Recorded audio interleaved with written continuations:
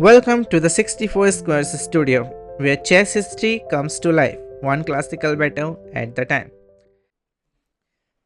Hello, everyone. Hope you're having a wonderful day, and welcome back to another Decoding the W.Fischer game. And today, we are back to USA Junior Championship. It's game number 2, and Fischer is facing William Whistler. And William Whistler is actually white, Fischer is black. And well, we'll see how it goes. Actually, I already told you that Fischer finished 5 wins and 5 losses in this game. So, yeah. Whistler is white and he played d4. Seems like everybody is playing d4 against Fischer these days. And after c4, we have the King's Indian, of course. Another King's Indian by Fischer, which get exploited in his 6th game, which I have already covered. And castles by Fischer, so the main line of this system, and bishop to g5. This is a slightly rare move. Most of the people play bishop to e3, but it's still very well. It has its own poison because after knight b to d7, queen to d2, and white already has a good grip because now you cannot play s6, and also like g4, h4 is coming in. Now, for those who plays King's Indian, I just want to show you how to play this particular variation on bishop to g5. Well, you see the bishop on g5 is misplaced and it's not contributing in the center. So now you can play c5 because there is no bishop on e3 to attack the pawn on c5. And idea being, if you take, then I just take back, and if you play d5, then a6 is a very strong move. Now let's say you play queen to d2 and b5. Now we have the Banco gambit, but there is a certain differences after queen to a5. You will see that none of white pieces has been developed on the king side.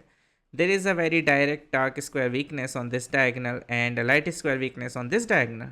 So let me continue with few more moves. a4 is being the best move considered by the today's theory. Knight b to d7.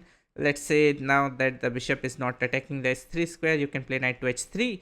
But there comes a takes b5, and after queen bishop takes b5, bishop to a6. Now if you castles, then I just take, and you cannot take with the knight because the queen hangs.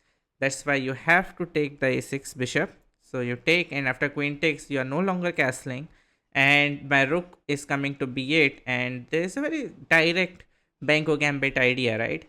And it is more than a full compensation for a pawn. Right now black is already better. So c5 is something to keep in mind if you play the King's Indian. Anyways, knight b to d7 played here by Fischer. Fischer generally don't really care about what white is playing. If he is playing King's Indian, he just plays this entire moves in a sequence, and then he play e5, which he did again, e5. And of course white closes the center with d5. And I have seen this quite a few times. Before Fischer get the knight on c5, he plays a5 first to stop b4. And in this position, actually a novelty has been played, which is very interesting because h4, a novelty on move number 9, is actually the strongest move recommended by the today's engine. And what I find fascinating is that after this game in 1955, no one ever repeated this h4 idea again, at least in the Grandmasters level. So yeah, very curious because it's the best move recommended by the engines, and it is a hidden weapon or sort of. But okay, h4, a good move by William, and as I said, a novelty. Knight to c5, just continue developing. And now knight g to e2. Even though, I mean, h4 directly hits h5, right? And h5 is not really defended by the knight because it is pinned. So, I mean, it makes very little sense. Why would you not play h5? But anyways, knight g to e2 played by the Williams. Maybe he was afraid of opening the center. Like, you don't want to push too much. He'd rather want to develop first. Okay, bishop to d7, just continue developing. And knight to g3 again. I mean, again h5, and white is quite better. White's attack is already happening. But okay, knight to g3. And now h5 is being prepared quite a lot now. So h5 by black. And bishop to e2. Now, I mean, you just leave the f1 square for the knight for the future. You can also castle long. You can even play king f2. Who knows what you have in mind. The center is closed. And okay, if you're black, definitely your entire position is little bit, I mean, it is not like you are happy with your position. I think c6 makes a lot of sense.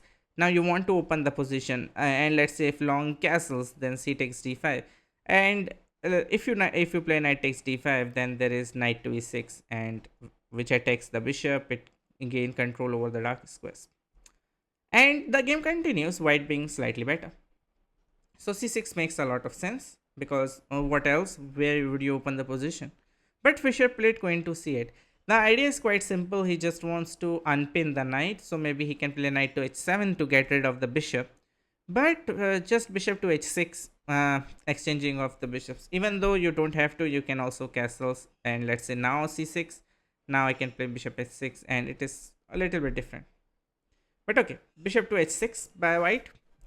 And Fischer played king to h7, forcing a bishop exchange. And now rook to f1.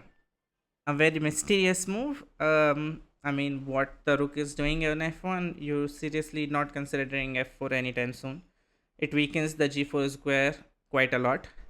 I mean, g4 is what you want to play, even as a pawn sacrifice. So you rather want the rook on h1. So it's kind of a mistake. Anyways, Fischer actually played queen d8, which is the best move in the position, which feels really odd, right? You played queen to c8, then you play queen to d8 back. But the thing is, now you are actually playing c6 and queen to b6. And also there is another idea in this diagonal, which you will see. So now long castle by white. And Fischer played a best move, knight to e8. And suddenly you have to defend this pawn, right? So rook to h1 back, and now you have to admit that you made a mistake with rook to f1. The rook has to go back to h1. And okay, at this point you have to play pawn to a4 and create some space on the queen side. Maybe let's say you play queen to b8 or rook to b8 followed by b5, and you just open the position. Even c6 next makes sense. And it's not like black is worse or anything. It is close to equality, because black's queen side play is very strong as well. But Fischer played f5, which is definitely a mistake, because you are opening up the position on your own king when your opponent king is quite safe, right? And William happily exchanged it in the center, and the worst part is you cannot take with the pawn. The h5 pawn hangs, so you have to take with the bishop. Knight takes. Now you can take with the pawn, but again g4 will come and blast open the king side. So rook takes and g4. A good move by William. Idea is quite simple. You just want to open up the position, and I mean, Fischer has to play rook to f4 to cut off the queen's influence on the h6 square. G takes h5, g takes h5, rook to g1 check. All so far good. White is winning in this position. King to h8 by Fischer. And okay, here Williams played queen to c2, which is a very, well, how would I say, it's a very human move. You are trying to get the queen to g6 to h6 with a checkmate, right? But it does not work. So pause the video and try to find the winning continuation for white in this position. It's actually quite simple, but you have to realize how to play this position. Okay, so the move is actually rook to g6 or rook to g5, doesn't matter.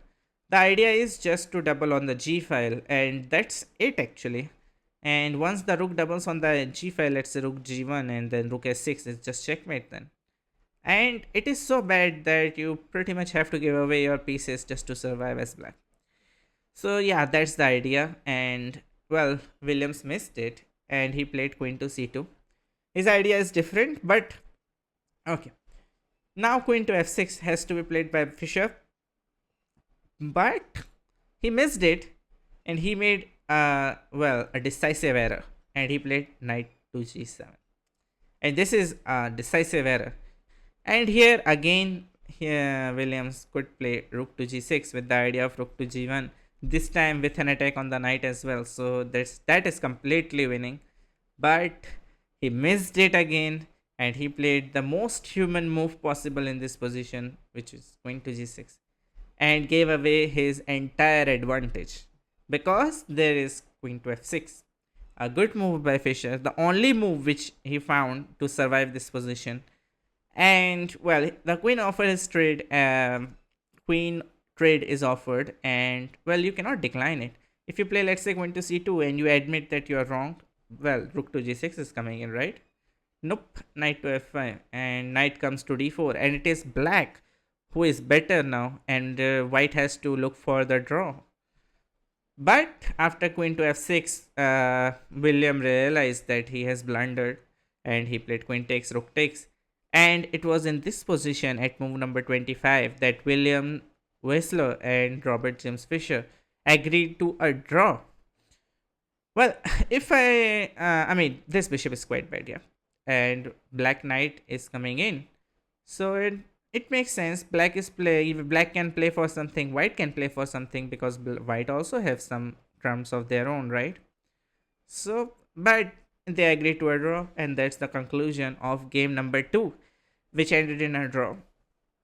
So yeah, that's the game, guys. I hope you like it, and well, if you do, then share it with your friends, and I will see you on the next one. Bye.